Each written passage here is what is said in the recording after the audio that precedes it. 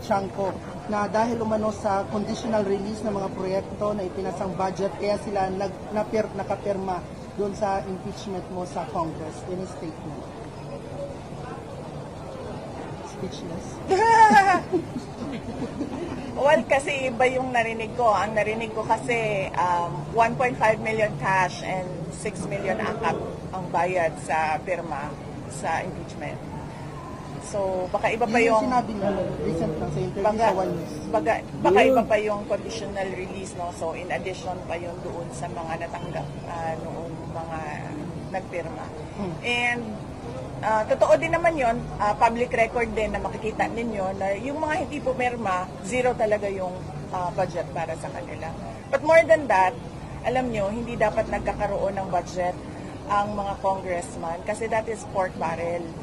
Hindi sila dapat nagkakaroon ng apportionment doon sa projects ng executive department kasi ang trabaho lang naman ng congressman ay gumawa ng batas eh. Hindi siya pwedeng kumuha doon sa budget ng mga departments natin. So, madaming irregularities and malamang yan din yung protesta ng pagkaraniwan na mga tao na hindi nagagamit ng maayos yung pera ng bayan. Ay susuportahan ko yung mga questions nila because as a Filipino as well, gusto natin no, na credible yung elections and it will reflect, the results will reflect the will of the people.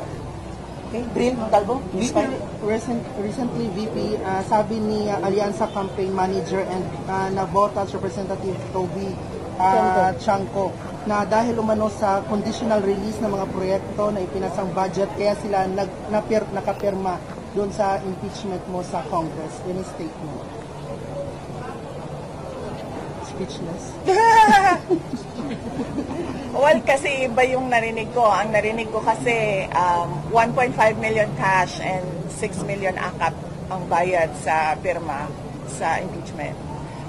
So, baka iba pa yung sinabi niya, recent lang sa interview sa One News. Baka iba pa yung conditional release, no? So, in addition pa yung doon sa mga natanggap noong mga nagpirma. And totoo din naman yun, public record din na makikita ninyo na yung mga hindi pumirma, zero talaga yung budget para sa kanila. But more than that, alam nyo, hindi dapat nagkakaroon ng budget ang mga congressman kasi that is pork barrel.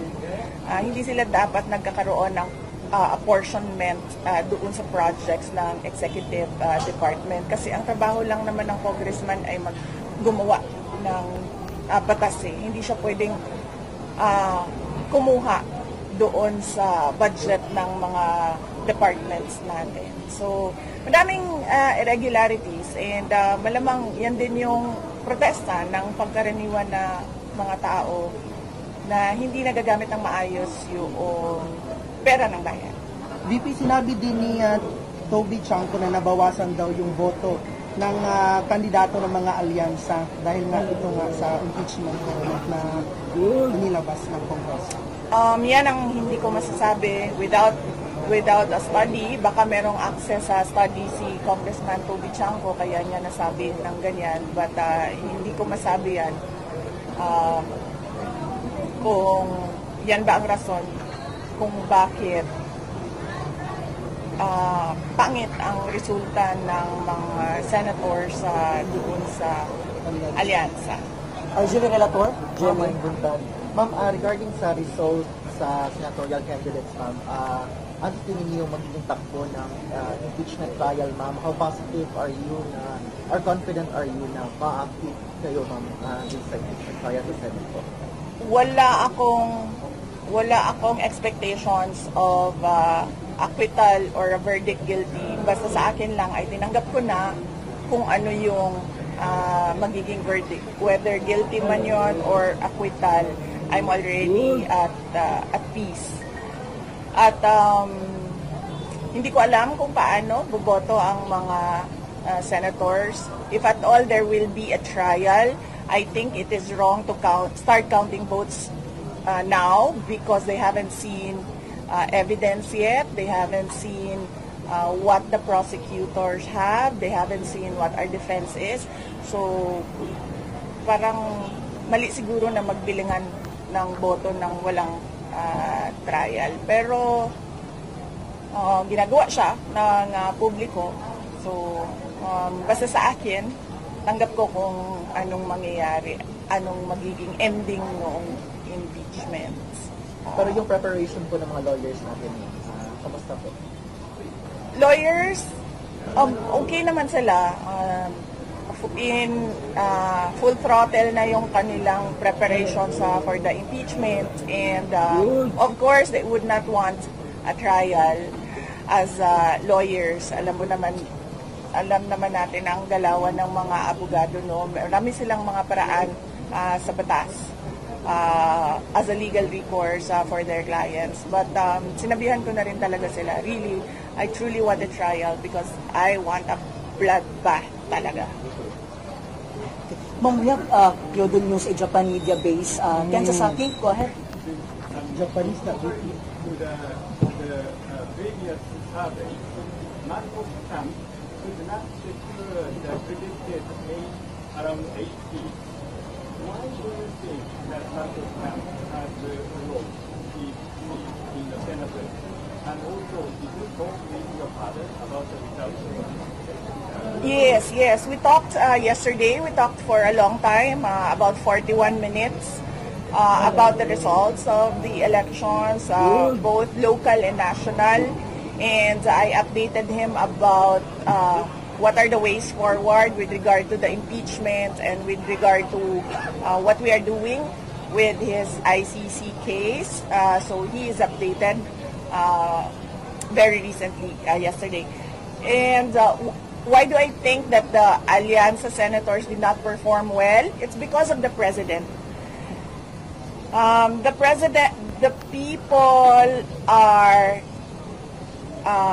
people find him wanting of his promises.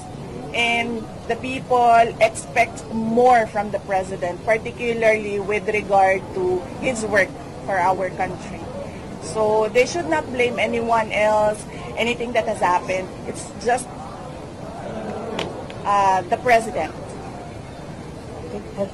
Evaluation of the previous president is good. Is he satisfied or? Oh, well,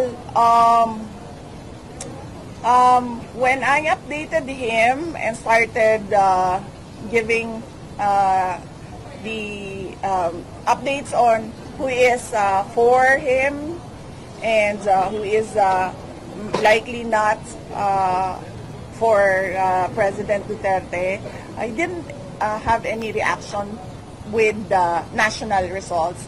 But on the local results, he said tagam. In English, it's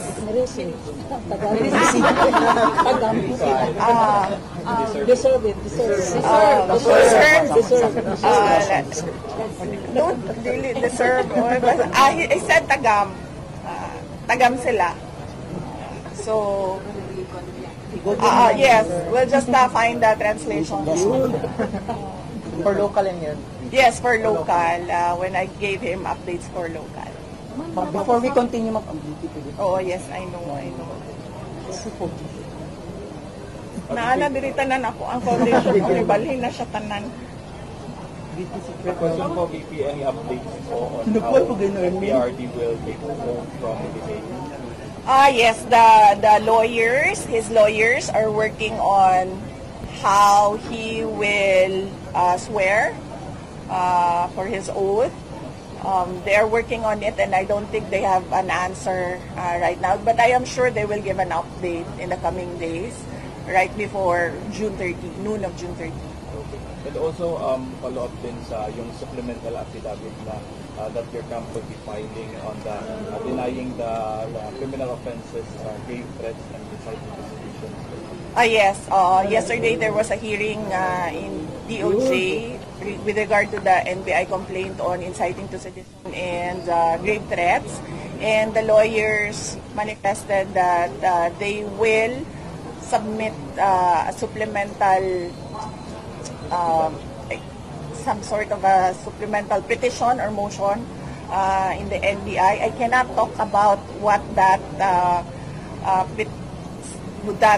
supplemental document will be, but I'm sure you will know about it once it is filed in the NBI.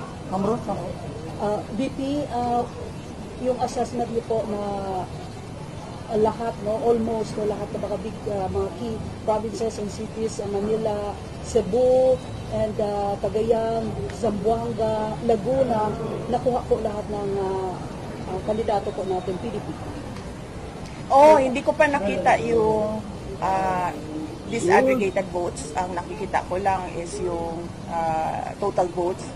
No, we still have to study siguro kung saan nakakuha ng boto ang PDP laban, so that in the next elections, kung meron man silang senator candidates, ay maayos nila yung kanilang strategy.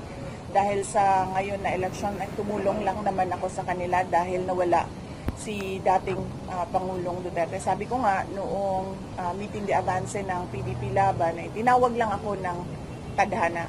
Wala naman akong partido.